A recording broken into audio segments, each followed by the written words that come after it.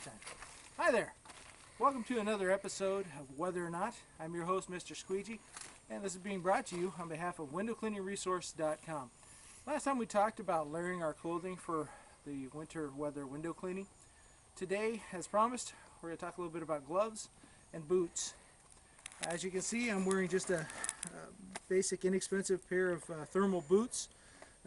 They're not that expensive, run you about 40 bucks. They're insulated down to about 25 below, which is kind of important since a lot of our job is standing on snow and ice. They've got, as you can see, good traction to them, a lot of tread there.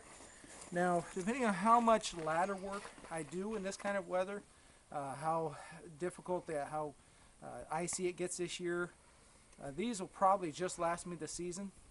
So you might be asking, why don't you just spend more money and buy a better pair of boots? I could do that. It's just a case of this is what I had at the moment, what was available and what I grabbed. You can spend quite a bit of money, $200 to $250 on a pair of really well insulated boots. Again, that's going to depend on where you're working. For our viewers in Canada, they may want to spend more and get a better insulated pair of boots.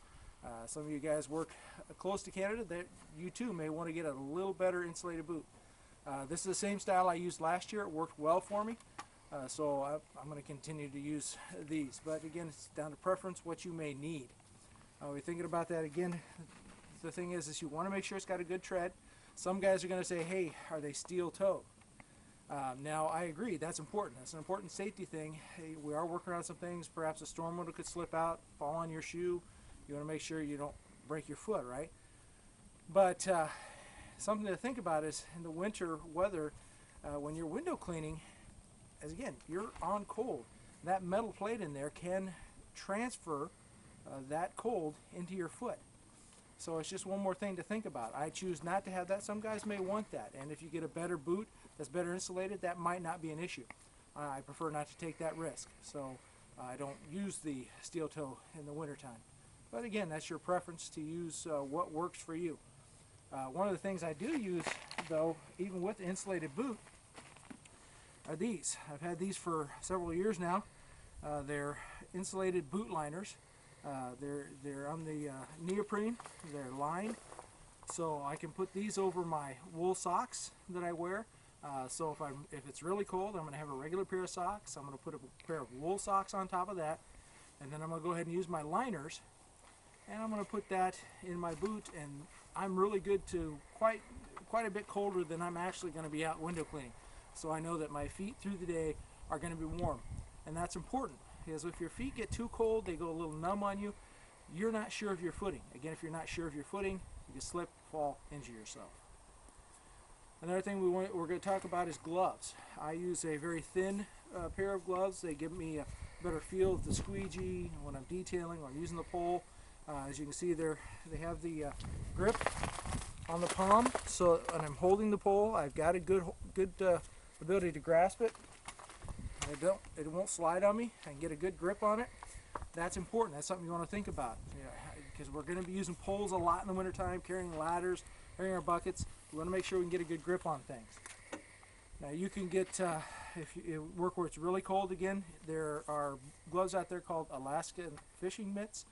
They're really good. A lot of guys swear by them. Again, a mitt is better than a glove at keeping your hands warm, just because all the fingers are together, all that blood flow is in the hand, it's staying in the same place. So something to think about if you are worried about your hands being cold. You may want to think about a mitt, but again, for dexterity, getting hold of things, you may occasionally have to take the mitt off. In that case, some guys will run with a glove liner. Again, you can get those in thermal materials. Certain places will provide those for you, so you can make sure to get a pair of those. You can wear those with gloves, but if you're going to get the liners and wear them with your gloves, all the manufacturers tell you, get your gloves one size bigger than you would normally wear them, so that you're not constricted. Because again, if this glove is too tight on your hand, it's going to restrict blood flow, and it's the blood flow that's keeping your fingers warm.